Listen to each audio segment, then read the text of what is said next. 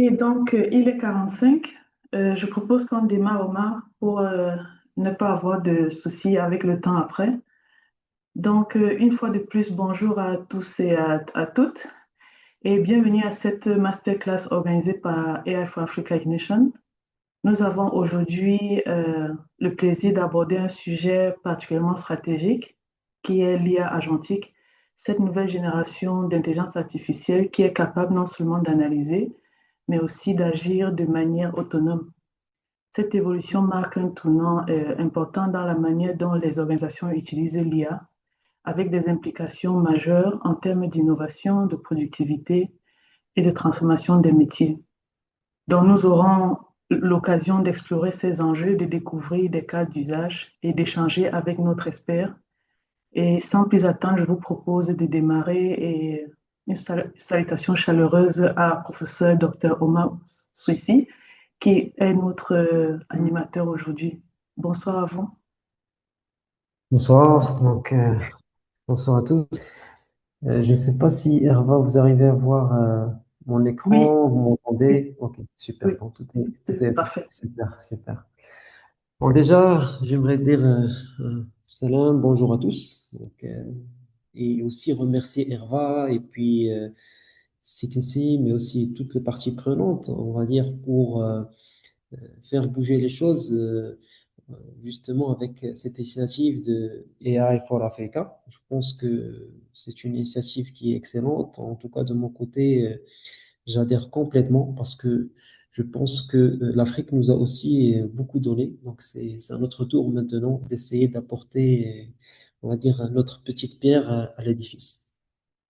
Donc, maintenant, je vais me présenter juste très brièvement. Donc, je suis professeur à l'Institut national des postes et télécommunications, membre de l'équipe de recherche data, et puis aussi fondateur de IUCIF et IUCIF Magazine. Donc, IUCIF, c'est un workshop sur les services et l'industrie du futur. Et puis, IUCIF Magazine, ben justement, il y a des articles sur les dernières avancées concernant l'industrie du futur, encore une fois, et les services du futur. Donc, si parmi nous, il y a des chercheurs, n'hésitez pas, que ce soit pour, on va dire, découvrir le magazine, mais aussi, pourquoi pas, pour, on va dire, être aussi auteur d'articles sur les 10 sujets. Euh, Ensuite, j'ai une casquette d'instructeur sur LinkedIn Learning. Donc, j'ai pas mal de cours justement sur le volet, on va dire, Python, l'analyse de données, euh, donc l'automatisation de tâches. Et puis là, il y a par exemple un dernier cours justement sur, on va dire, l'IA agentique. Ce cours-là, il est assez court.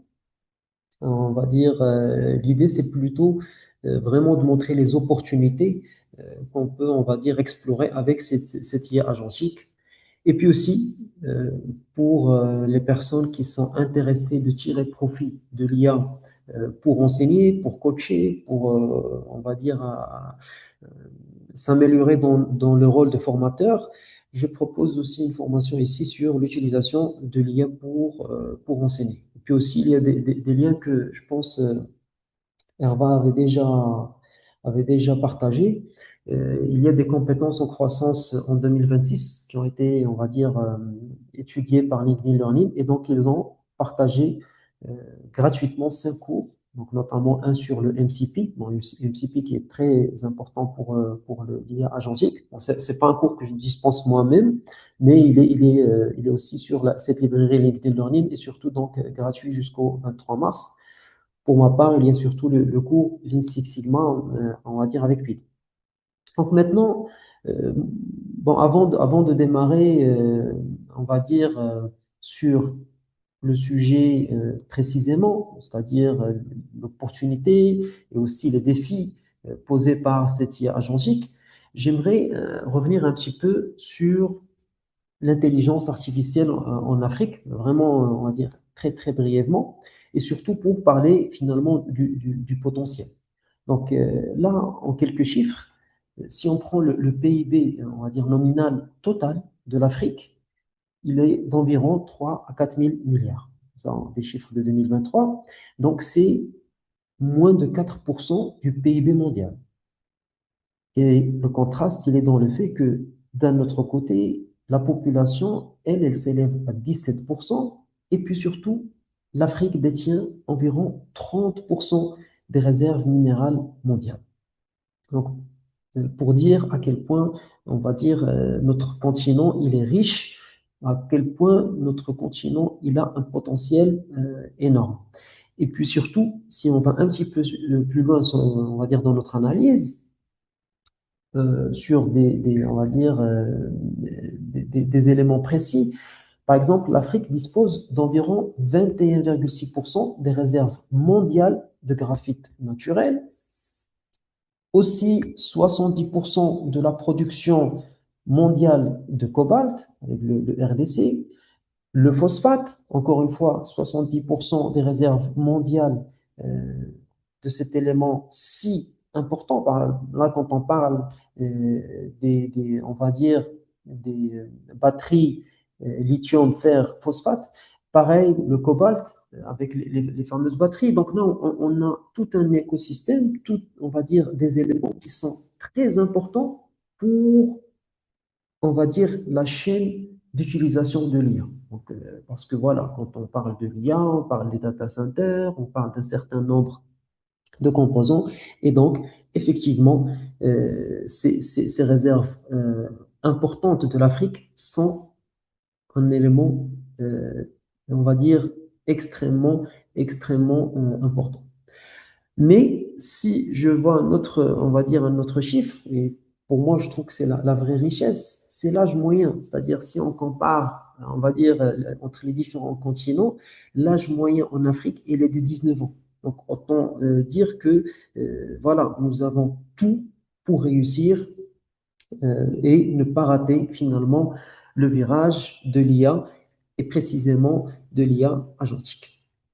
Donc maintenant, un petit peu pour voir ce potentiel de l'IA agentique, il y a un travail très intéressant, un travail de recherche qui a été publié en 2025 et qui montre justement un petit peu cet apport de l'IA agentique par rapport à ce qui existait avant, c'est-à-dire les agents classiques ou encore le Reinforcement Learning Agents, où là on procède plus par, on va dire, action, récompense, etc.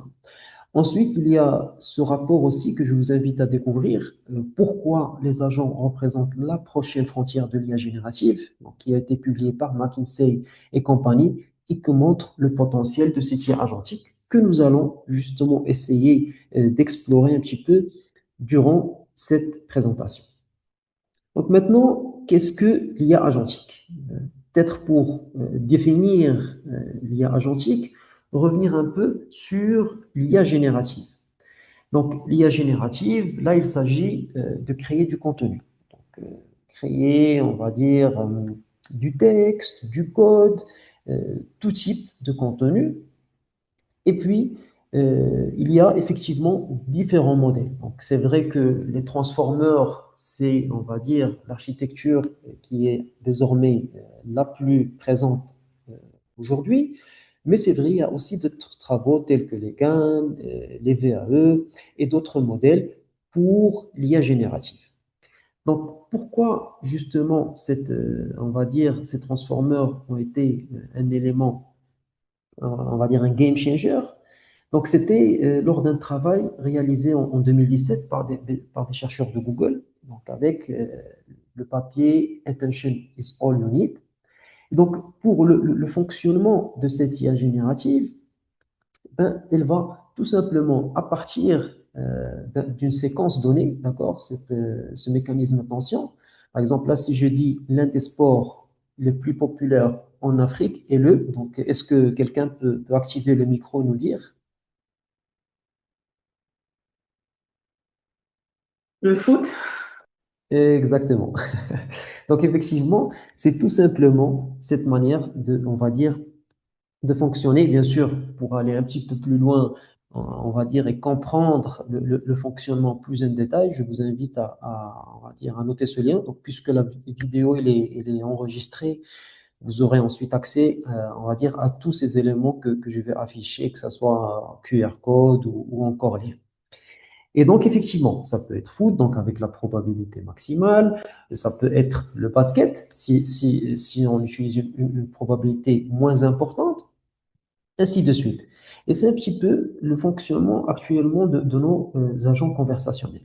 Là, il y a un fameux paramètre qu'on appelle la température, et donc en fixant cette température, on a droit soit à la réponse qui est la plus probable, ou parfois, si on souhaite, on va dire une réponse qui soit plus créative, etc.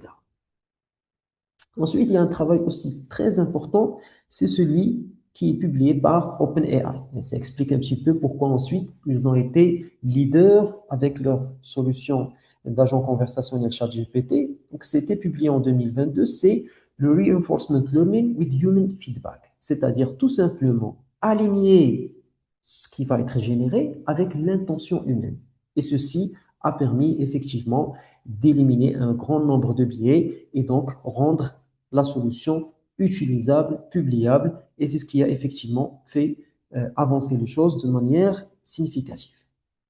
Maintenant, quand on parle effectivement des différentes catégories de Gen AI, elles sont très nombreuses. Donc, on peut avoir du text-to-text, text-to-speech, text-to-image, etc.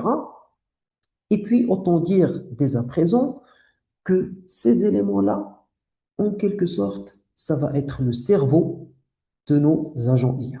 D'accord? Euh, Si je dis par exemple euh, image to texte, ben finalement, je peux avoir une caméra. Cette caméra, elle est en train, en vidéo to texte, donc cette caméra est en train de filmer et donc elle va détecter peut-être un événement, m'envoyer une notification, ainsi de suite, et donc, ou encore transcrire ce qui se passe, on va dire, en temps réel, ainsi de suite. Donc, vraiment, tous ces éléments-là vont être des briques essentielles pour notre IA agentique. Donc, l'IA agentique, parfois aussi connue sous le nom d'agent autonome, même si avec un flux agentique, nous avons, on va dire, un ensemble de composants dont font partie les agents, elle fait référence à des systèmes d'intelligence artificielle, comme l'a souligné Herva en guise d'introduction, capables de prendre des décisions et d'agir de manière autonome, c'est-à-dire sans intervention humaine continue.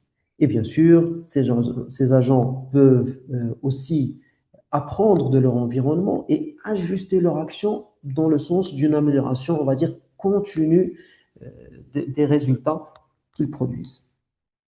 Donc, si maintenant on met, on va dire, en perspective l'IA générative et l'IA agentique, l'IA générative se limite à la production de contenu, alors que l'IA agentique s'engage dans des tâches complexes et dynamiques pour l'automatisation de ces dernières. Donc, il y a un proverbe africain que j'apprécie beaucoup qui dit: seul on va plus vite, ensemble on va plus loin.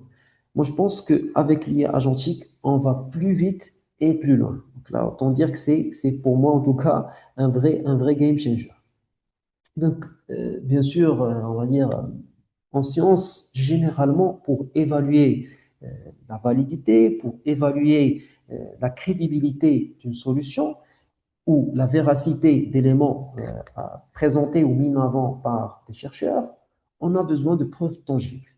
Donc, un élément très intéressant, il y a on va dire un dataset très connu, Human Eval, qui a été introduit par Shane et Hall, et dont l'objectif justement est d'évaluer les LLM pour la réalisation de code. Et donc ensuite, une expérience assez intéressante qui a été menée, c'est tester sans IA agentique avec GPT 3.5 et avec GPT 4, et on peut voir qu'effectivement, on a 48% GPT 3.5 et une amélioration assez intéressante avec GPT 4. Sauf que, en utilisant un flux agentique, c'est-à-dire en procédant par étapes, toujours avec le même LLM, eh ben, les résultats, euh, on va dire, sont clairs et nets. On passe à plus de 90%, que ce soit avec GPT 3.5 ou GPT 4. Donc, ça montre à quel point le fait de fonctionner avec un flux agentique apporte, on va dire, en termes d'efficacité. Donc maintenant, si on prend, on va dire, un flux classique, on a une requête d'utilisateur.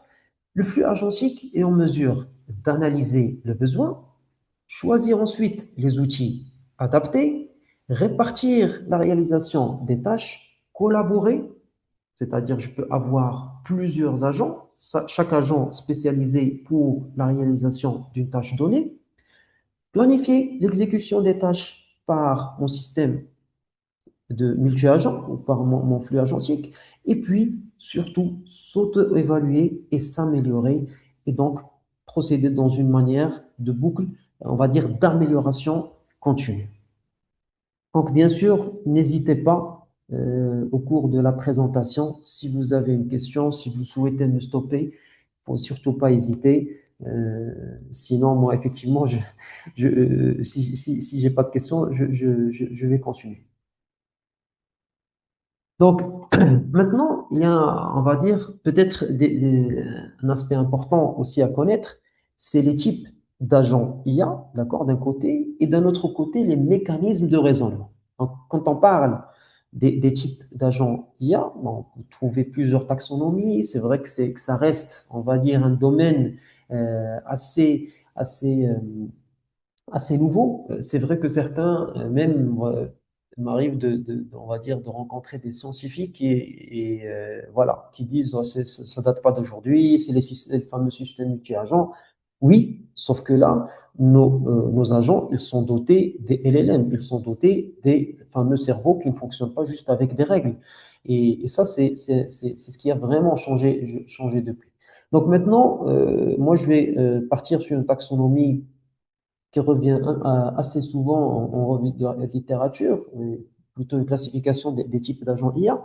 Donc, on peut parler de Simple Reflex Agent. Le Simple Reflex, tout simplement, il agit avec une règle. Donc là, j'applique une règle, tout simplement, et donc je donne le résultat souhaité. Ensuite, il y a le Model-Based Agent. Là, la différence avec le Simple Reflex Agent, c'est que j'ai une sorte de mémoire. Là, par exemple, si je traverse, on va dire, un chemin d'un point A vers un point B et que j'ai des obstacles entre le point A et le point B, eh bien, je vais garder en quelque sorte en mémoire la position des obstacles quand je vais les rencontrer.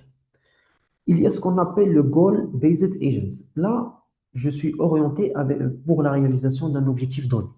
Il y a une requête qui précise un objectif précis et donc je vais mettre en place toutes les actions jusqu'à atteindre l'objectif souhaité. Ensuite, j'ai l'Utility Based Agent. Là, je peux dire que j'ai plusieurs chemins qui pourraient, on va dire, mener au résultat. Donc, c'est à moi d'optimiser, c'est à moi d'avoir une fonction objectif et d'essayer tout simplement d'avoir la meilleure solution avec le meilleur compromis.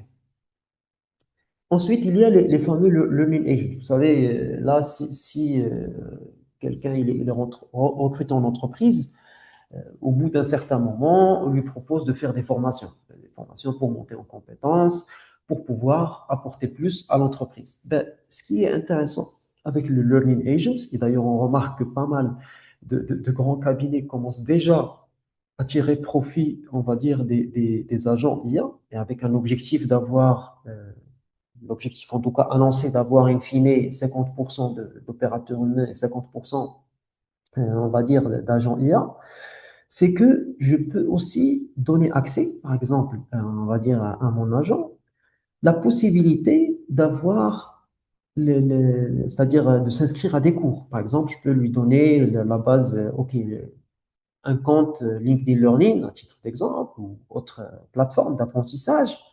Et chaque cours, on va dire, qui a lieu, ben, tout simplement, il le retranscrit en texte, et puis scraper, et puis il intègre, on va dire, dans sa réflexion, ses manières de faire. Il regarde, est-ce qu'en entreprise, c'est intéressant de mener, on va dire, ces modifications, ces améliorations ou pas.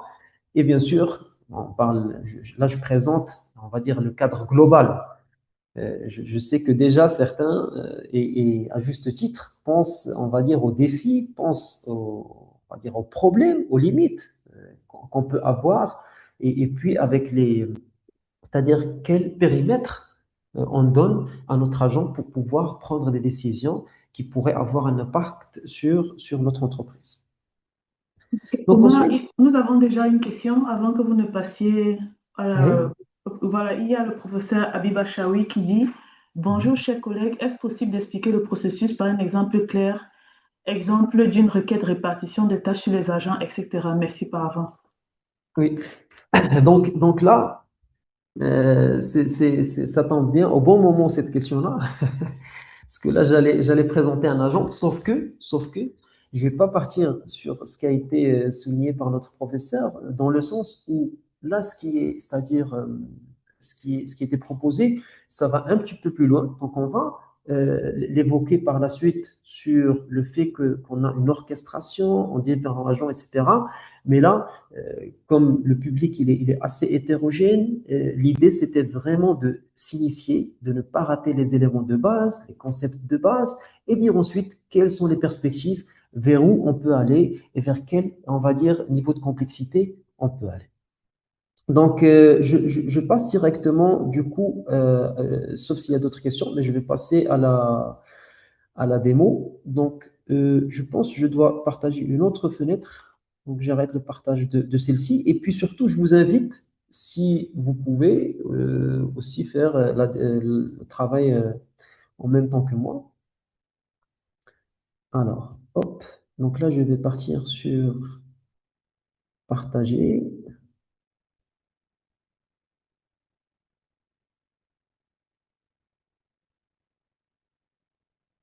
OK. Donc là, je vais partir sur notre solution ici que je propose. Donc, qui est je sais pas si là c'est bon, vous voyez mon écran? Oui, on voit Frontier AI in your hands. Exactement. Donc là, c'est en fait, si vous voyez l'URL, c'est Mistral AI. Donc Mistral, bon, c'est une solution parmi d'autres, d'accord, comme ChatGPT, comme Claude, etc. Et donc là, je vais vous montrer comment créer, on va dire concrètement, un agent IA. Donc là, il y a plusieurs manières de procéder. Studio, c'est le plus approprié pour la création d'agents, mais moi, je vais partir rapidement là sur le champ. Donc là, vous pouvez cliquer sur Essayer le champ.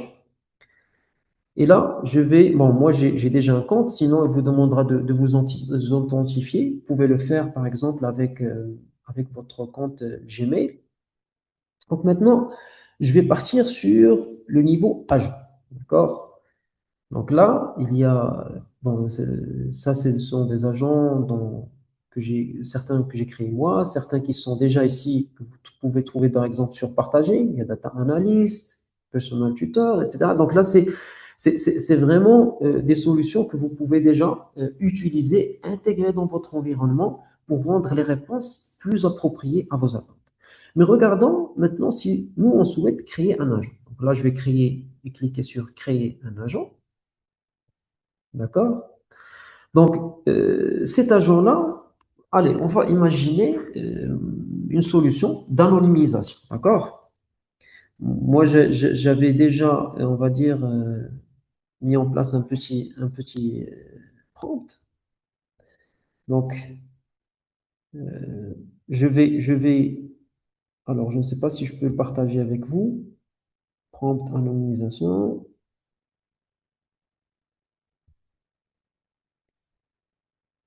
Ouais, voici donc le prompt. Hop. Donc là,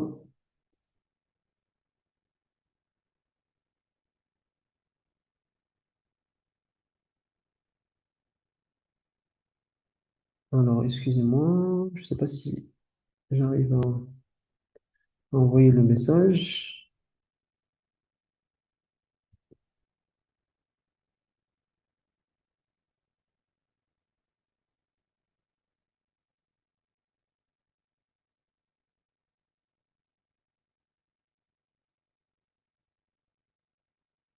Alors, est-ce que vous m'entendez? Oui, parfaitement. Et on voit Toujours, toujours super. l'écran Mistral. Donc, oui, c'est bon. Là, j'ai accès Donc, OK, j'ai partagé avec vous le prompt que j'ai utilisé. D'accord? Je sais pas si c'est visible par tous. C'est Oui, je visible crois dans que je le l'ai. chat, oui. Ouais, super. Donc, je l'ai envoyé à tous. Donc, je reviens un petit peu sur mon, on va dire, mon agent. Là, je vais tout simplement mettre les instructions. D'accord? Les instructions que je vous ai envoyées, je les ai mis ici. D'accord? Donc, à partir du texte. Donc là, en gros, ce que je demande, c'est que dès que j'envoie un texte, d'accord, et que, on va dire, des noms ou prénoms sont détectés, ben, elles vont être rendues anonymes. Comment on va procéder? D'abord, on aura le premier chiffre, c'est celui qui correspond au nombre de lettres, donc du prénom ou du nom. Ensuite, on inverse l'ordre des lettres et puis on va remplacer chaque lettre tout simplement par son numéro dans l'alphabet. Donc là, je vais tester. Donc, pour voir déjà est-ce que c'est déjà inclus. Donc, je dis bonjour, par exemple. Allez, bonjour Omar. Donc là, je ne sais pas si c'est déjà intégré. Donc là, alors, je vais directement mettre dans une nouvelle conversation. Alors, hop. Donc, je vais dire bonjour, par exemple. Omar, je ne sais pas sur quelle fenêtre vous êtes parce que le bonjour, nous, on ne le voit pas. Ah, d'accord. Donc, je vais me mettre partager cet onglet. Là, Voilà, là, vous, c'est mieux. Oui, là, c'est c'est pas. bien. D'accord, super. Donc là, j'ai mon agent d'anonymisation. Donc, j'ai pu créer une nouvelle conversation. Et bonjour, par exemple, monsieur, je ne sais pas, Amine a bien répondu aux questions. Là, moi, ce que j'attends, c'est que tout simplement, mon agent, eh ben, il arrive à détecter le prénom. Voilà. Donc là, par exemple, oui, c'est le cas. Donc, nous avons 5 lettres. Donc, il a détecté que c'était 5 lettres. Ensuite, tout simplement, il a fait cette, on va dire, inversé. D'accord? Et puis donner le numéro, d'accord? Le nombre relatif à chaque lettre. D'accord? Donc, bon, ça c'est, on va dire, un exemple où l'apprentissage, finalement, on n'a pas donné tellement de temps à notre apprentissage, d'accord? Mais l'idée, c'est que tout simplement, à chaque fois, avec nos fameux, on va dire, nos fameux agents, donc là, excusez-moi, juste, je reviens à l'agent ici, hop, donc agent anonymisation. Ok, très bien.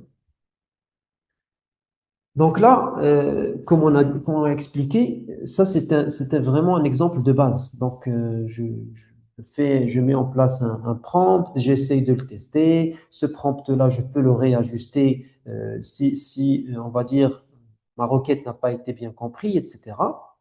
Mais là, ce qui est intéressant, c'est que je peux rajouter des garde-fous, ajuster le temps, et puis aussi partir et alimenter avec une base de connaissances. D'accord? Donc, quand je dis alimenter avec une base de connaissances, je peux tout simplement, ici, par exemple, cliquer sur voir les bibliothèques. D'accord? Là, je ne sais pas si vous êtes avec moi sur l'onglet bibliothèque.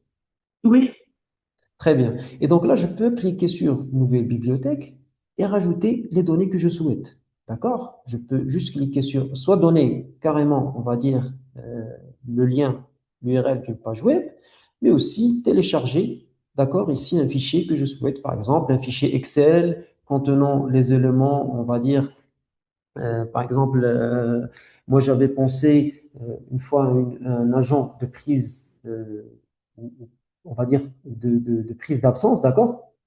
Et donc, cet agent, on va dire, de gestion d'absence, je pouvais tout simplement inclure, on va dire, par exemple, en tant que prof, j'inclus, on va dire, la fiche d'absence. Je donne aussi dans les téléchargements des documents c'est-à-dire la fiche de référent. Donc là, je vais vous montrer un petit peu à quoi ressemble tout ça. Alors, ouais, c'était gestion d'absence. Donc là, j'ai en fait une fiche de référent. Cette fiche de référent, généralement, on peut avoir un référent par filière, etc. Et donc, moi, j'ai pas besoin à chaque fois de me connecter avec mon adresse email, envoyer un email personnalisé au référent, mettre l'email du référent. Moi, je veux que tout ceci soit tout simplement automatisé. Et donc, il suffit d'alimenter avec la base de connaissances avec les éléments souhaités, et puis le reste ben, sera tout simplement automatisé. D'accord? Donc là, c'est vraiment, on va dire, un exemple basique pour vous montrer un petit peu ce que peut faire Mistral. Ou plutôt, on va dire, un agent Simple Reflex de base et qu'on peut toujours faire évoluer avec une mémoire, avec des éléments, on va dire, complémentaires. Donc j'arrête le partage et je reviens sur notre fenêtre. D'accord? Donc ici, hop. Donc je vais partager cette fois-ci l'écran. Ouais, donc c'est bon. Donc là, on va un petit peu continuer avec cette fois-ci on va dire les mécanismes de raisonnement. Donc ça rejoint un petit peu la question qui a été posée.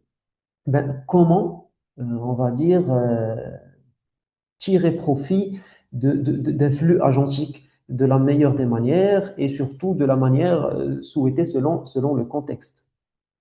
Donc là, il y a tout simplement le RAG. Le RAG, le Retrieval Augmented Generation, là, c'est un classique. Donc, c'est un petit peu ben, ce qu'on a essayé de faire là, en mettant par exemple le fichier Excel avec, on va dire, la fiche référent ou encore d'autres éléments avec lesquels on explique le contexte. Et donc là, tout simplement, dès que notre agent il a une requête, il essaye d'abord de chercher l'information dans la base de connaissances et ensuite il formule sa réponse. Ensuite, il y a le fameux chain of thought. Donc, chain of thought, c'est tout simplement le raisonnement étape par étape. Donc, je mets tout simplement la décomposition, on va dire, de ma tâche en étapes et puis j'essaye de réaliser chaque étape avant de démarrer la prochaine. Il y a le fameux React. Donc, c'est le React, il est, on va dire, très prisé, très simple à comprendre et très utilisé. Il s'agit tout simplement de mener le raisonnement à partir de la requête souhaitée par l'utilisateur et en fonction de ce qui a été généré, ben, l'agent va l'observer et ensuite le mettre en perspective de ce qui est souhaité et on va dire, boucler avec le fait de penser et donc raisonner sur ce qui a été produit et puis continuer dans cette boucle-là en essayant de s'améliorer pour s'approcher d'une réponse qui serait la plus adéquate à notre requête, on va dire, initiale. Il y a ensuite le tree of thought. Donc le tree of thought, moi je pense qu'il est vraiment, il est très bien parce que on va dire en réalité, souvent on n'a pas affaire à une seule option. Or, euh, on a, on va dire, pour réaliser une tâche donnée, ben, on peut avoir plusieurs options. Ces options-là ne se valent pas en termes de coût, en termes de rapidité, en un certain nombre de critères. Et donc, l'idée du tree of thought, c'est tout simplement, justement, d'explorer plusieurs pistes et puis à partir, on va dire, de ces pistes-là, on va dire trancher in fine, quelle est celle la plus appropriée pour la requête de notre utilisateur. Il y a le self-consistency. Ici, l'idée, c'est de générer plusieurs scénarios, d'accord? Et ensuite, à partir de ces scénarios-là, opter, d'accord, voter pour l'un de ces scénarios-là pour pouvoir l'adopter ensuite et l'utiliser pour le déploiement, on va dire, de notre solution.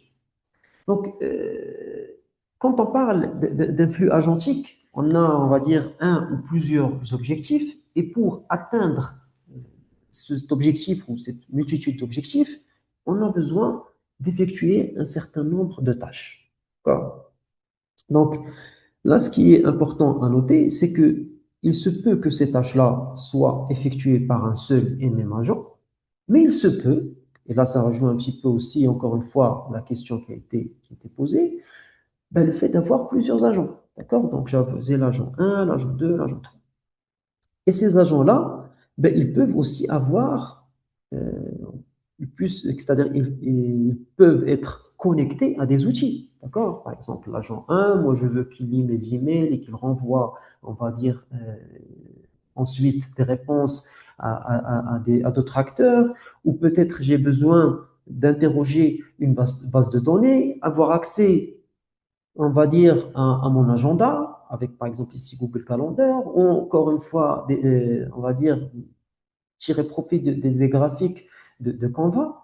Et donc là, quand on a plusieurs agents, imaginez si on veut établir une connexion entre chaque agent et cette multitude d'outils. Par exemple, là, juste un exemple qui est très simple.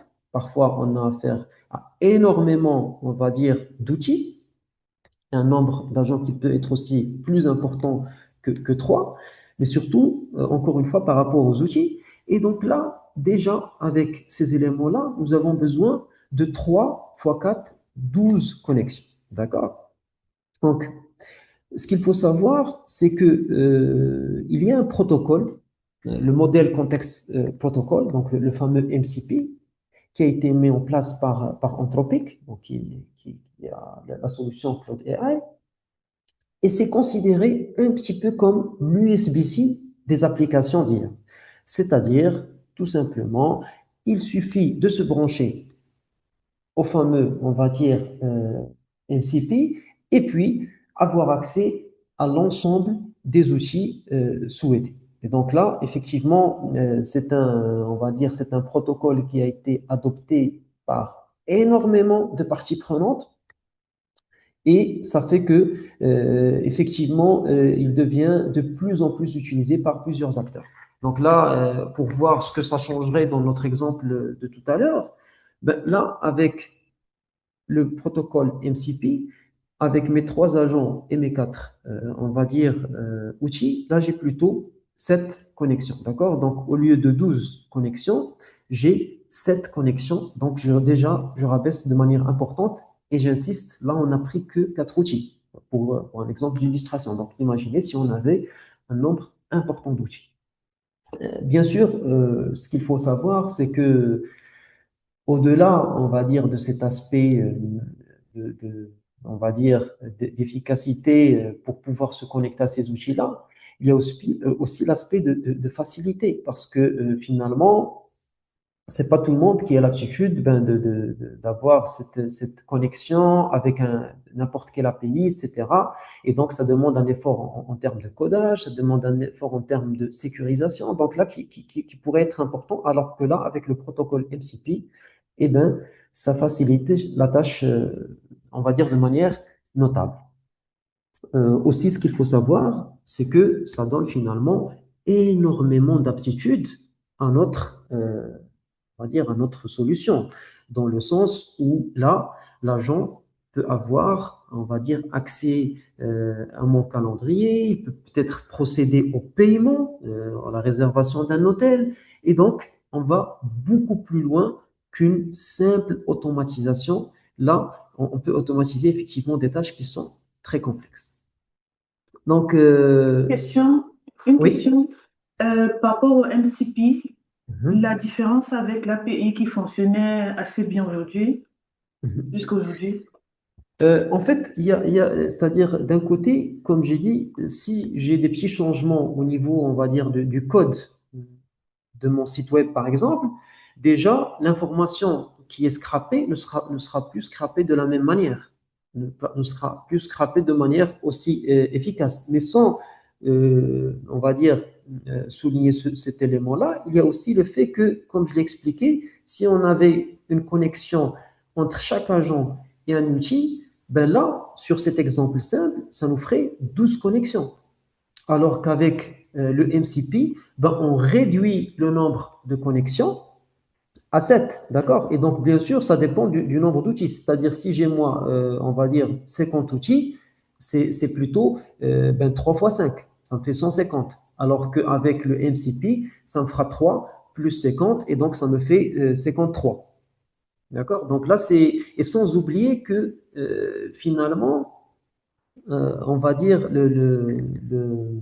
c'est-à-dire l'effort n'est plus fait forcément par moi en tant qu'utilisateur, c'est-à-dire Gmail, et là, on va dire, il donne son, son serveur MCP, Postgre, il en est de même, parce que tout simplement, maintenant, ça devient tellement important que si on n'a pas notre propre MCP, ça veut dire que parfois on va sortir un petit peu de l'équation, dans le sens où l'IA, c'est-à-dire un agent conversationnel, il va avoir beaucoup plus de facilité, on va dire, à échanger avec, en utilisant le protocole MCP.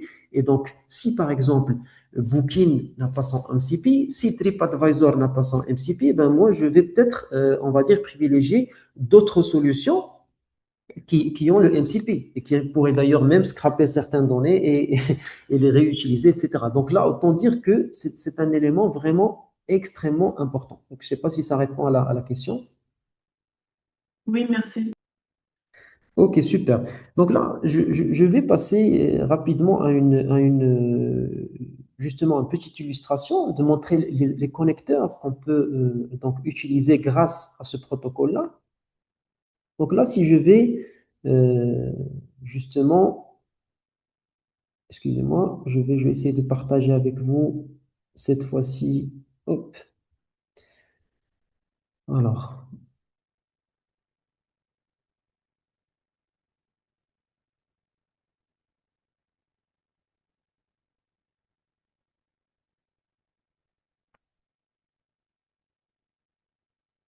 donc, je vais essayer de partager avec vous cette fois-ci.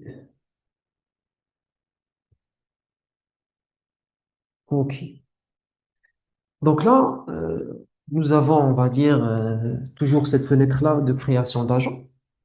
D'accord? Et d'ailleurs, ici, je profite pour dire que si vous utilisez, par exemple, Studio, on va dire, de Mistral, ben, vous pouvez tout simplement créer un agent qui est utilisable par n'importe qui. D'accord? Vous pouvez partager l'adresse, on va dire, avec un collaborateur donné. Vous pouvez même développer des solutions que vous arrivez à vendre, c'est-à-dire dans le sens, vous mettez un code pour avoir accès, ou plutôt tout simplement, dès que le client ne paye plus, vous changez l'adresse, vous recréez un agent et vous avez, c'est-à-dire une autre adresse qui n'est pas accessible par votre, on va dire, par votre client.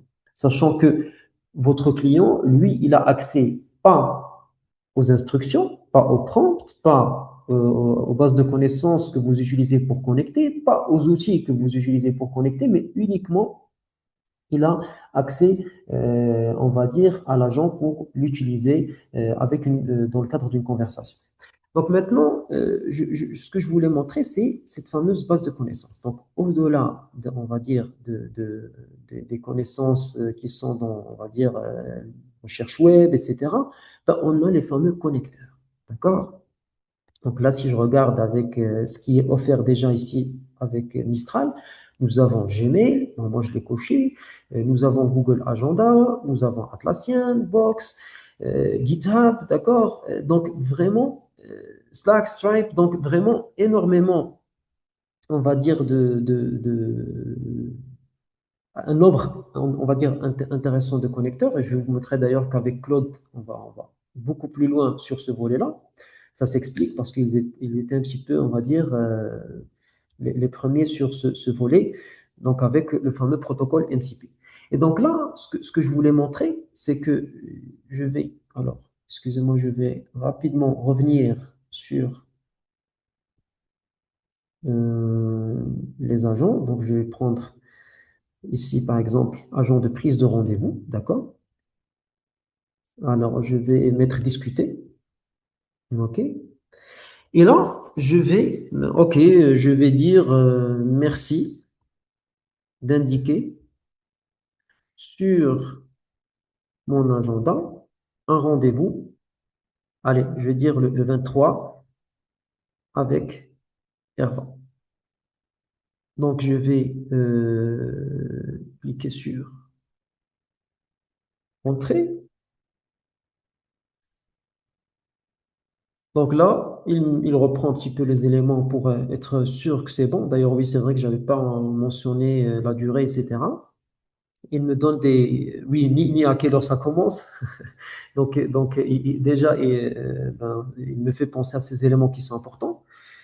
Mais sinon, je ne vais pas changer ni le titre qu'il propose, ni rien du tout, ni envoyer pour l'instant peut-être d'email. Je vais dire oui, vous pouvez le rajouter, ou juste oui. Comme ça, on préserve la nature. Parce qu'il faut savoir que plus le prompt il est lent, plus l'impact carbone il est important. Euh, donc là, effectivement, il veut plus d'éléments. Donc, il faut préciser. OK. Donc, je vais mettre ces éléments-là. Donc, effectivement, et ça montre à quel point c'est évolué, à quel point ça permet d'éviter, on va dire, des erreurs quand on procède, même si, encore une fois, on reviendra sur les dangers d'utilisation et sur, on va dire, le périmètre qu'on peut réellement donner à nos. Donc, moi, je vais me donner le mien pour aller plus rapidement ici. Hop.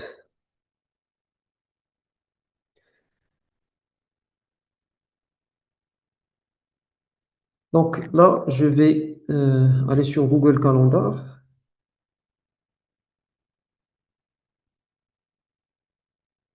et puis voir si mon rendez-vous il a été rajouté avec succès. Alors, hop,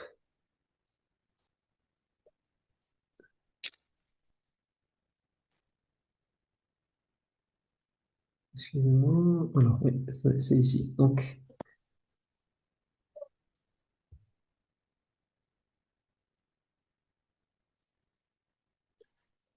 alors, excusez-moi, je ne sais pas si vous arrivez à voir. Ah oui, il faut que je partage avec vous cet écran-là. Excusez-moi. Alors, partager l'écran. Alors, c'est quelle fenêtre? C'est non, c'est un onglet. Oui, c'est celui de. OK. Et donc là, comme on peut le voir, eh ben, je ne sais pas si vous arrivez à voir mon écran. Oui, Et donc là, effectivement, on va dire, mon email, on va dire, mon rendez-vous, il est bien considéré. D'accord?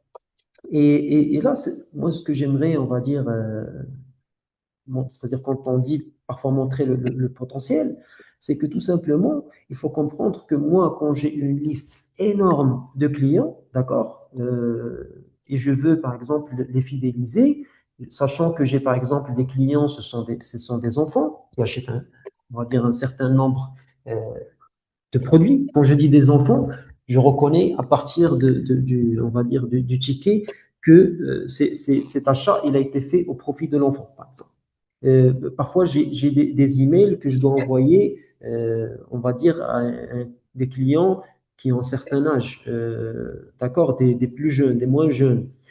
Parfois, c'est des produits pour femmes, des produits pour hommes. Et donc, tout ceci, ben, je peux, avec un prompt sur lequel, on va dire, je vais passer du temps, certes, d'accord, pour avoir quelque chose de, on va dire, quand même d'assez élaboré, eh ben, je peux automatiser une tâche qui me prenait énormément de temps auparavant. D'accord? Et donc là, c'est pour montrer à quel point les outils ont un apport qui est on va dire, qui est énorme. Donc là, je voudrais vous montrer un petit peu ce qu'on a aussi avec Claude. Donc, je vais partager. Donc là, ce qui est intéressant ici avec Claude, je ne sais pas si vous arrivez à voir mon écran.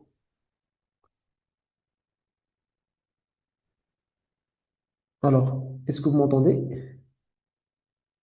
c'est bon, oui. Très bien, très bien. Donc là, quand je vais cliquer c'est-à-dire une fois que je suis connecté avec Claude AI, là j'ai la possibilité d'ajouter des connecteurs, d'accord?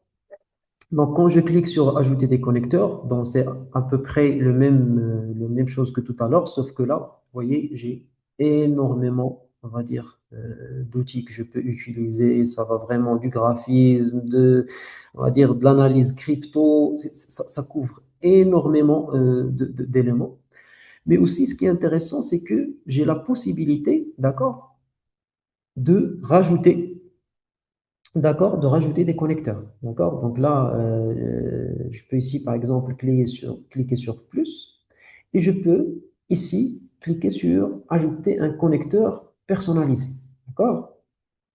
Et donc là, effectivement, vous savez, avec on va dire, les MCP, quand je travaille avec Claude, il y a deux moyens de procéder. Ou bien je vais rajouter avec un URL, d'accord? Donc là, je vais par exemple mettre un nom quelconque et mettre l'URL du serveur MCP distant. Et quand je dis l'URL du serveur MCP distant, là, ça peut être clairement, carrément un MCP que j'ai créé moi-même, par exemple avec Python ou Java ou autre, d'accord?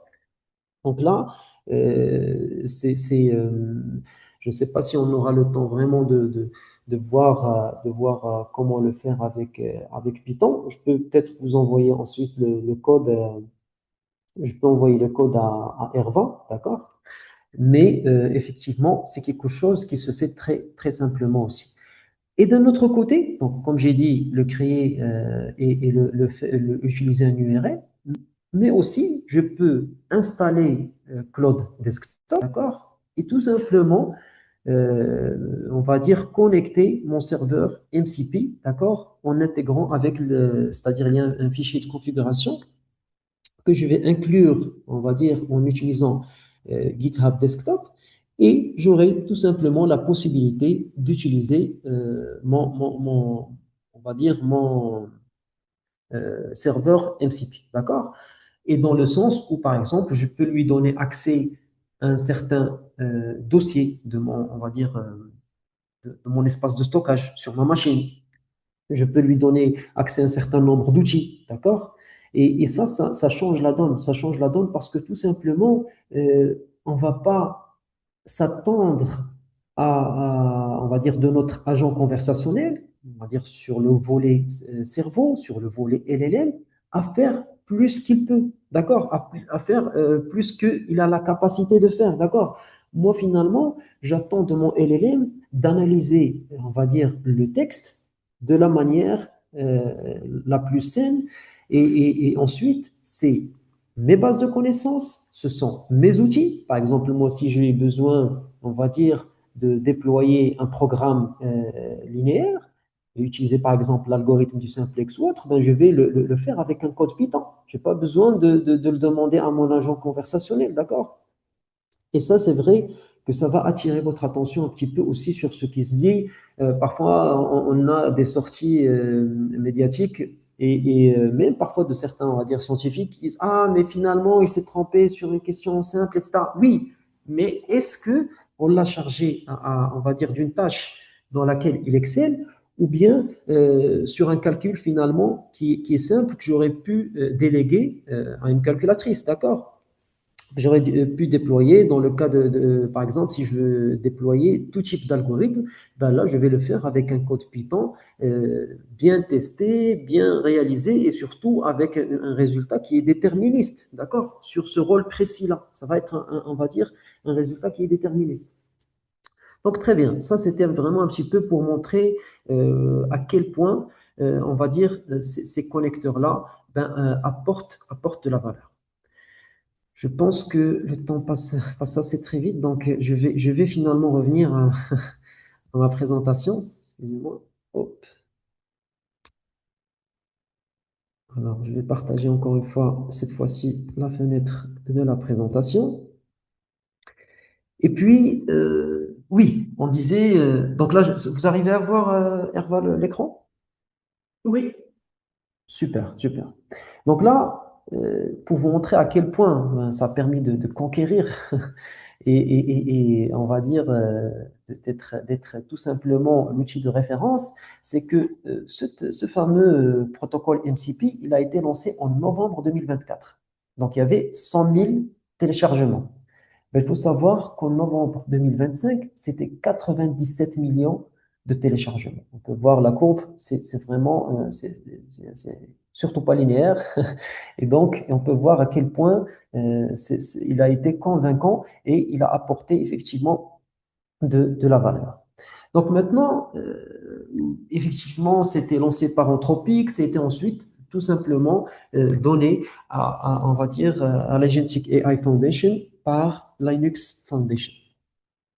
Et donc ça permet aussi une adaptation plus large parce que voilà, on va dire, ça va pas être considéré, on va dire, comme une propriété d'Anthropic qui est par exemple pas le meilleur ami d'OpenAI. On va dire comme ça les choses comme ça.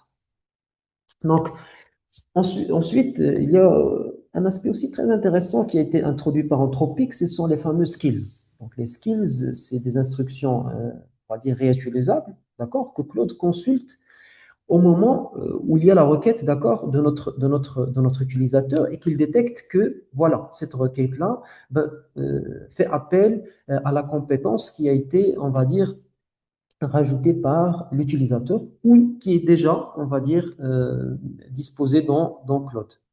Donc, un exemple très simple, j'ai le nom, c'est salutations. Ensuite, la description, c'est utilise ce skill, d'accord, cette compétence, quand l'utilisateur dit bonjour, vous souhaitez être accueilli. Et là, je lui explique, quand l'utilisateur te salue, fais toujours ceci dans l'ordre. Et donc, j'explique étape par étape. Donc, c'est ce qu'on peut voir ici, le marquant, c'est vraiment entre le langage humain et un langage compris par la machine. Donc là, j'ai un autre qui est pour analyse de données où je vais dire étape par étape ce qu'il faut faire. Et donc là, l'idée, c'est effectivement, c'est de se dire, ben, est-ce que j'ai besoin vraiment d'un MCP? Le MCP, il faut que je l'utilise quand c'est vraiment intéressant. Pareil, est-ce que, on va dire, l'utilisation d'un agent, est-ce que ça vaut le coup ou est-ce que je peux juste avoir ceci comme une compétence que j'intègre? Donc, voilà, tous ces éléments-là ben, fait partie finalement un peu de l'architecture qui est conçue par l'utilisateur selon ses besoins et selon les finalités qu'il souhaite avec son projet. Donc ensuite, il y a aussi un aspect assez intéressant, c'est le fameux agent to agent. Donc là, on va dire, un protocole de communication entre agents. Peut-être un petit peu pour, excusez-moi, pour montrer ici l'apport de, de, on va dire, de l'agent to agent. L'agent to agent, il permet tout simplement, au lieu on va dire, de se connecter à des outils, donc là, je me connecte à un outil, j'ai, on va dire, accès aux fonctions qu'il permet de faire, etc. Et donc ça, je vais le faire avec le protocole MCP.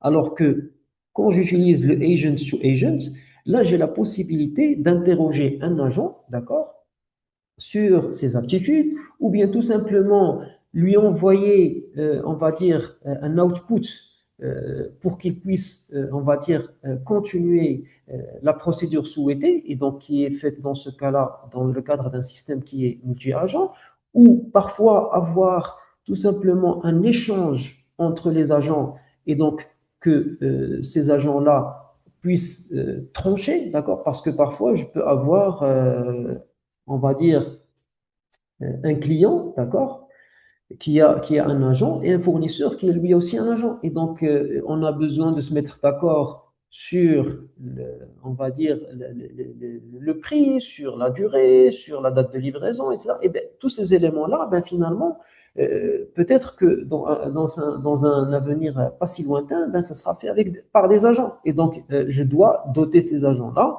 on va dire, des éléments importants dont ils doivent disposer, sur quels intervalles ils peuvent jouer, etc.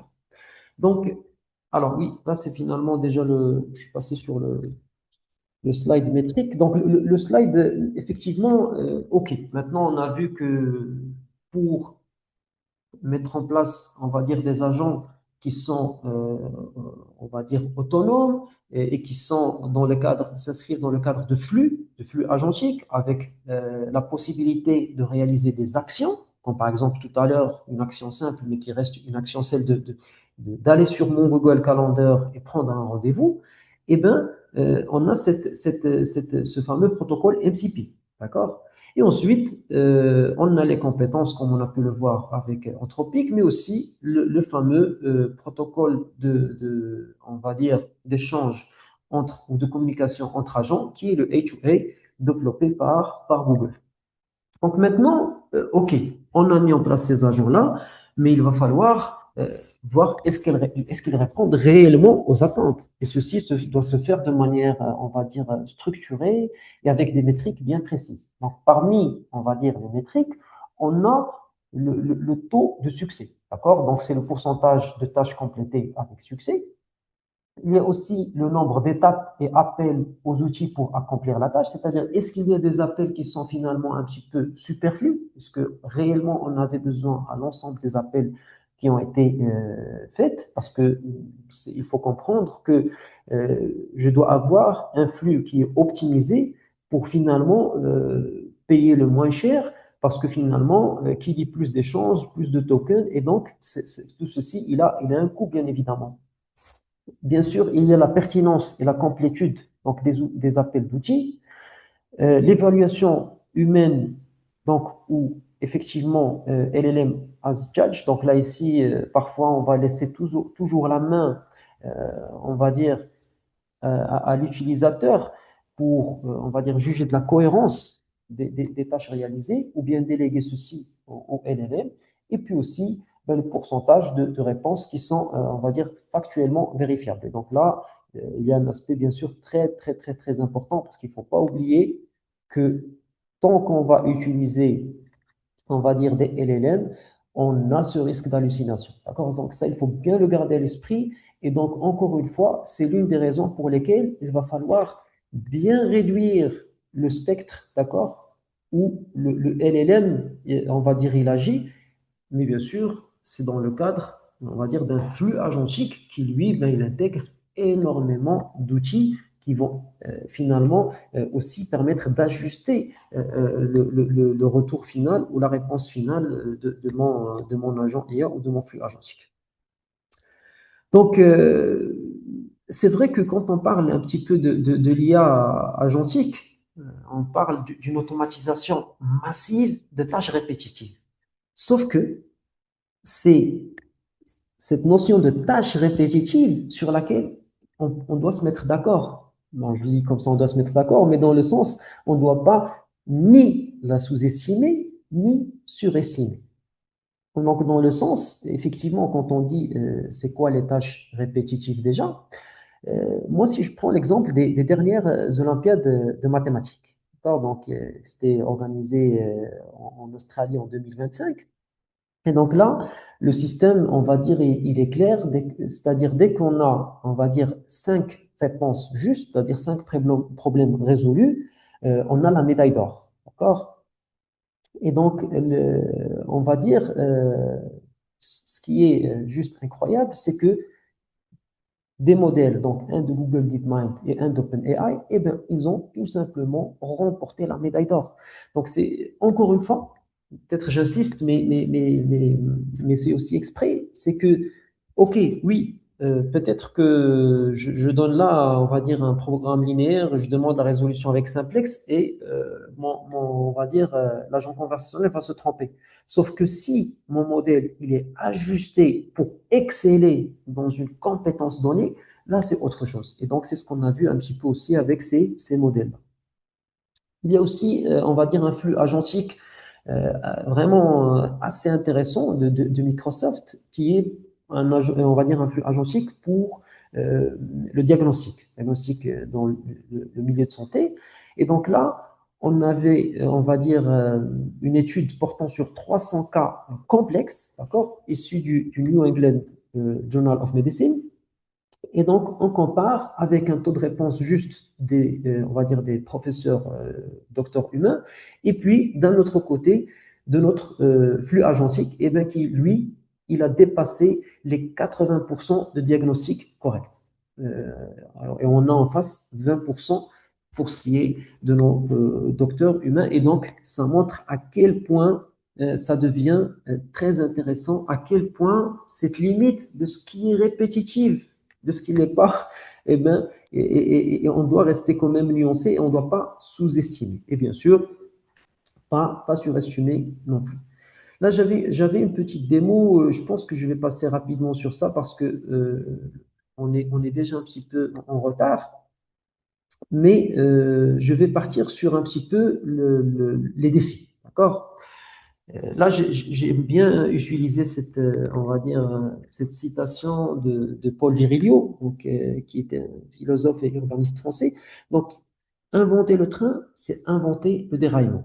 Inventer l'avion, c'est inventer le crash. On peut continuer. Inventer la voiture, c'est inventer l'accident de voiture. Et donc, c'est pour dire, oui, bien sûr, il y a énormément de défis. Oui, bien sûr, il y a énormément de limites, parfois d'effets négatifs, mais ce n'est pas pour autant qu'on doit ne pas utiliser ces technologies-là, qu'on doit, on va dire, euh, se priver de l'apport des opportunités créées par cette IA agentique. Donc, je, dans cette étude assez intéressante, effectivement, on voit que souvent, ce qui ne va pas, ce ne sont pas les raisons techniques. C'est vraiment ce manque de confiance, d'accord, du fait de déléguer.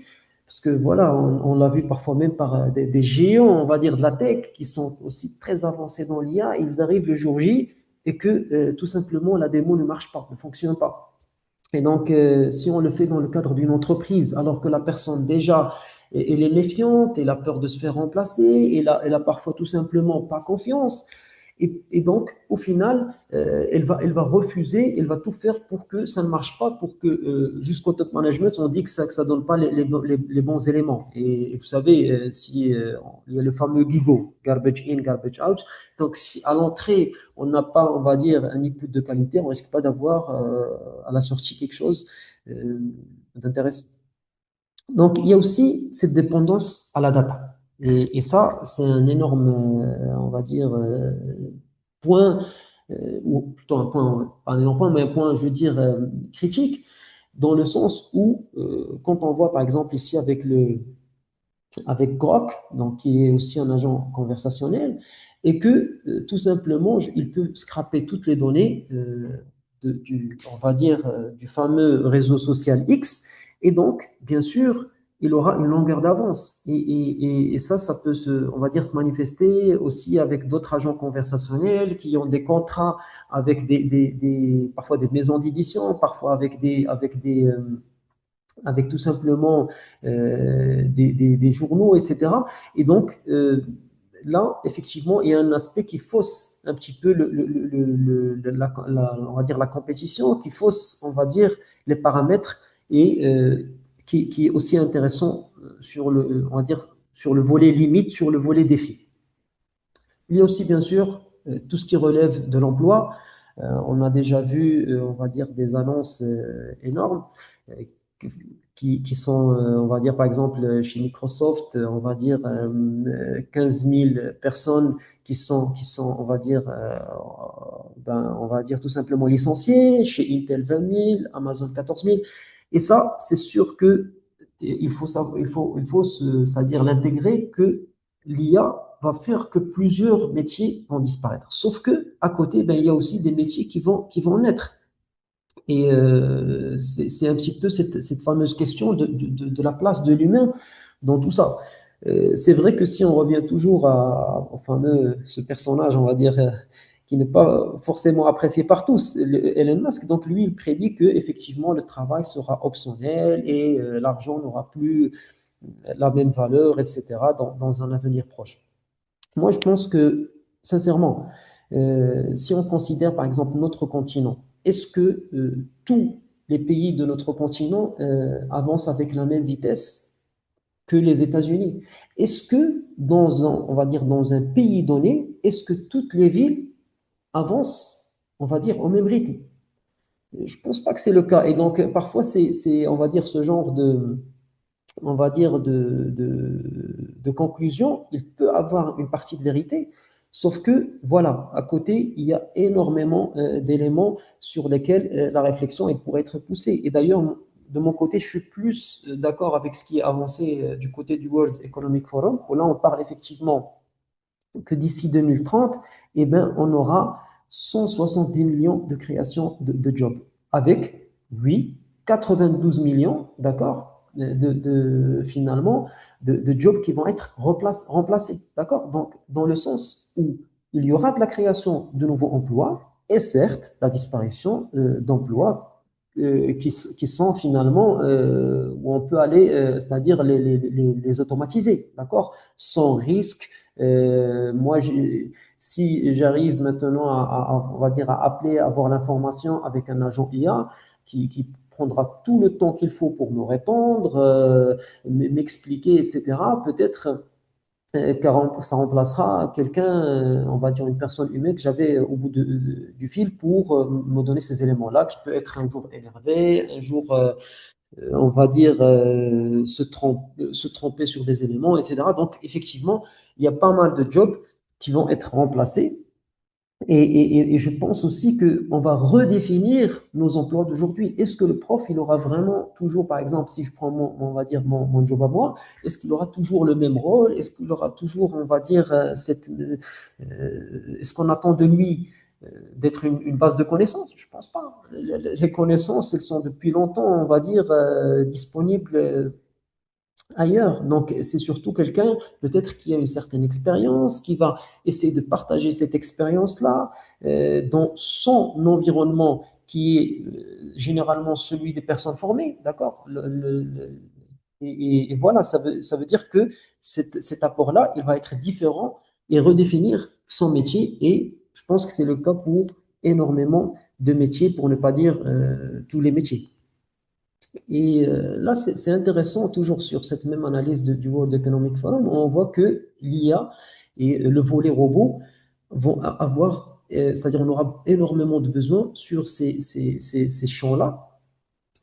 Moi, je pense que ça confirme un petit peu ce qu'on a vu dans cette tendance on va dire, de PFE cette année-là. Et si je pense qu'il est présent, il me contredira si j'ai pas les bonnes infos. Mais pour la quasi-majorité, ça s'inscrit dans ce premier volet, effectivement, de l'IA, Information Process Technologies, dans le sens où il y a le volet sécurité. Donc, on a vu qu'énormément de sujets, c'était sur finalement le volet sécurité lié à l'intelligence artificielle. Et donc, c'est pour dire, effectivement, on est vraiment dans cette analyse du World Economic Forum, nous y sommes déjà.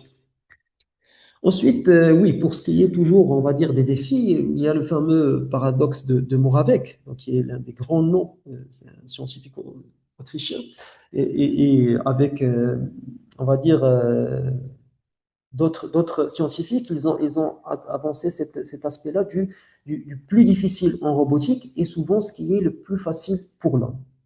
D'accord? Donc, c'est pour dire que finalement, ben, le raisonnement de haut niveau est beaucoup plus facile à reproduire et à simuler par un programme que les aptitudes sensorimotrices humaines. D'accord?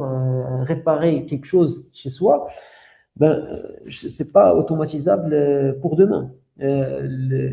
Toutes les tâches finalement que l'humain il réalise et qu'on essaye, on va dire, de fournir énormément d'efforts aujourd'hui. Donc, encore une fois, moi je parle de la vision 2030, mais on ne sait pas ce que l'avenir nous réserve, est-ce qu'on aura toujours accès à ces matières premières permettant, on va dire, d'avoir toutes ces technologies-là. Et si c'est le cas, ben, c'est vrai que sur le volet robot, ben, peut-être que des robots très avancés coûteraient moins cher que l'intervention humaine, mais c'est pas pour aujourd'hui et c'est pas pour demain.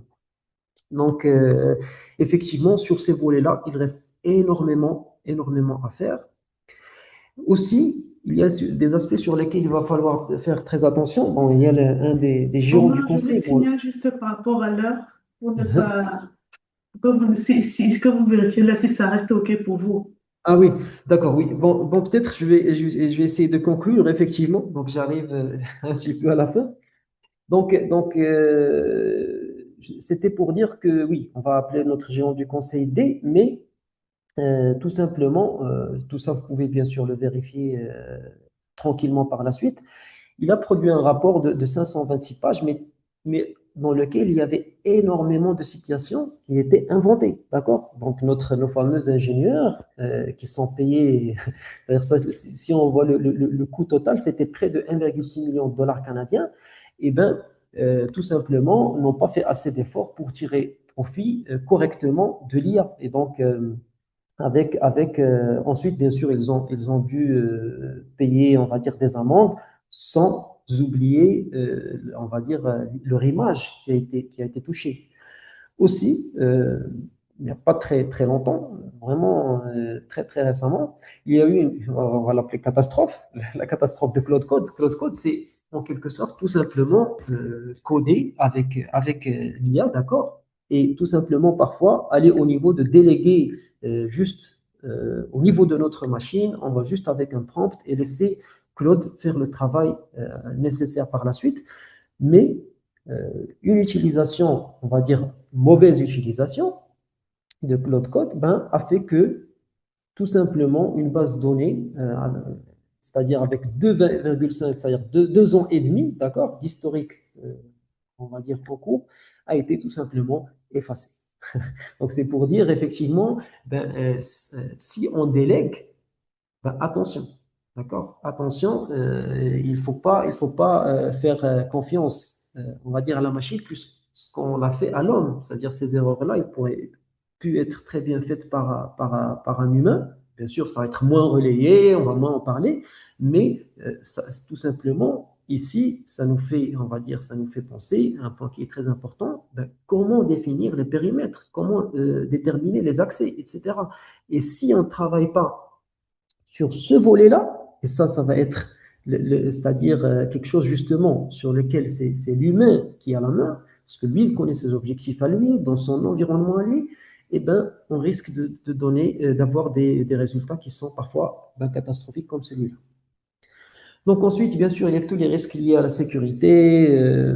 Bon, je pense que ça, c'est des points qui sont un petit peu connus par tous. Et puis aussi la dépendance excessive à l'égard effectivement du contenu généré par l'IA. Là, vous pouvez retrouver aussi un article sur on va dire, mon blog dans lequel je parle sur cet aspect-là. Moi, je pense que nous sommes dans une ère où on risque, en trop utilisant l'IA, ben, de devenir incompétent. D'accord? Donc ça, moi, si on me demande au jour d'aujourd'hui les numéros de téléphone euh, que j'ai sur mon téléphone portable, je ne saurais pas dire. Par contre, si on me demande un numéro de téléphone avant le téléphone portable, je ne sais pas si tous les personnes présentes étaient déjà là. Mais effectivement, tous les numéros fixes d'il y a longtemps, etc., là, on peut se rappeler. Donc, jusqu'à date, ça veut dire que cet apprentissage, il est important. Et donc là, c'est juste des données qui ne servent pas forcément à grand-chose, mais quand c'est des approches, quand c'est des méthodes, là, ça devient plus important. Donc, comme j'ai dit, pour ma part, je considère que nous sommes dans une ère où on peut avoir quelqu'un qui parle une seule langue et il ne parle même pas bien cette langue-là.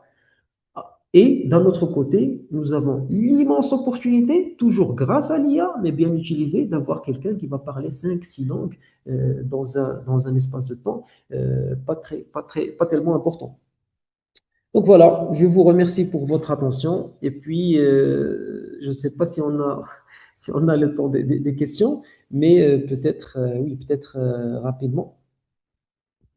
Merci infiniment, Omar. En ce qui nous concerne, il n'y a pas de souci par rapport au temps. C'était plus par rapport à nos chers frères qui doivent peut-être, même vous aussi, se dépêcher pour la rupture. Donc, sinon, merci beaucoup. J'espère que vous allez rendre vos slides disponibles pour partager Bien avec la sûr, avec grand communauté. plaisir. Et bien entendu, nous allons aussi partager le lien du replay. Donc, Avec grand je lis plaisir. rapidement le message de professeur Nou Elouda qui dit: Je suis obligé de quitter la réunion. Toutes mes félicitations, professeur Suissi, pour la qualité de votre présentation. Le contenu était particulièrement riche en informations claires et très instructif. J'ai beaucoup apprécié la pertinence des points abordés ainsi que la manière dont ils ont été développés. Merci beaucoup pour ce partage de grande valeur et au Je vous plaisir de remercie. pouvoir échanger davantage prochainement. Je vous Donc, remercie. je ne sais pas s'il y a d'autres questions pour le professeur Suissi. Mais n'hésitez pas si vous voulez activer le micro, comme ça va plus rapidement si vous avez une question.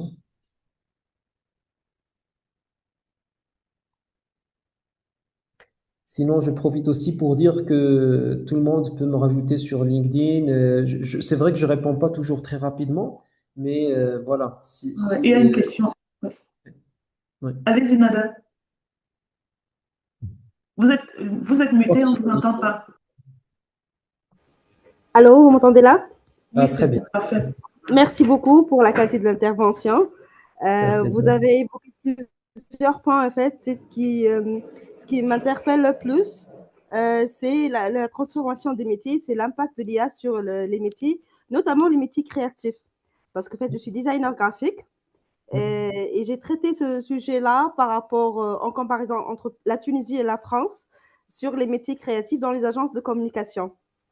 Et là, à travers des entretiens semi-directifs, j'ai constaté que il y a quand même un penchant extraordinaire vers l'IA, mais avec toute la différence de l'accès à l'IA, de la maîtrise de l'IA, de l'enseignement de l'IA par rapport au pays, déjà par rapport à la France et à la Tunisie, et notamment dans les différentes villes de la Tunisie et là où les agences de publicité ne sont pas vraiment très présentes dans certaines villes par rapport à d'autres.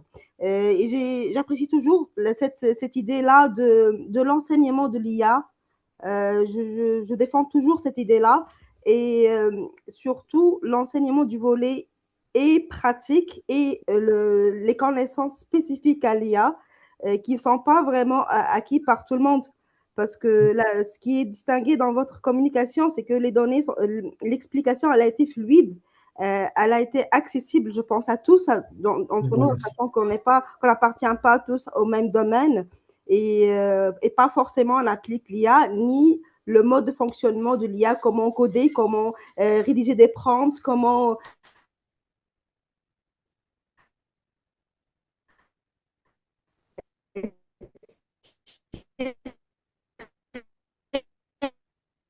Je ne sais pas si c'est chez moi, Nada, mais votre connexion.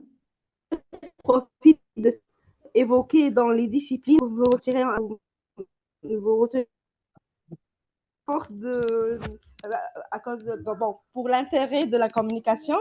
Et j'aimerais bien qu'on évoque ce point-là, peut-être dans d'autres communications, notamment la mutation des métiers créatifs à l'ère de l'intelligence artificielle et générative et agentique, particulièrement, et c'est agentique. Alors, merci. Oui, c'est avec grand plaisir. En tout cas, déjà, ben, un grand coucou à la communauté tunisienne. J'ai beaucoup d'amis tunisiens, donc ça fait toujours plaisir d'avoir une personne de la Tunisie. Donc moi, effectivement, je me rappelle sur l'une de mes présentations, j'avais évoqué les fameux, on va dire, modèles de diffusion. Donc on va dire, c'est de l'IA générative aussi, un petit peu comme les modèles de Transformers. Ce qu'il faut savoir, c'est que dans une compétition, on va dire, d'art, d'accord, Oui. le tableau qui a remporté le premier prix, malheureusement, je ne sais pas si je dis malheureusement, mais c'était généré par l'IA, on va dire. Donc, ouais. et je me rappelle, quand j'avais montré ça, l'une des personnes du public m'avait dit, ben, finalement, ça laisse pas, c'est une mauvaise concurrence par rapport à l'homme. Moi, je dis, ça peut être vu de plusieurs angles de vue. C'est-à-dire, pour moi, par exemple, qui ne sait pas dessiner, qui ne sait pas peindre, ben moi, j'ai pas mal de choses auxquelles je pense. Et donc, grâce maintenant à l'IA, je vais juste les exprimer et je vais pouvoir ben, leur donner vie.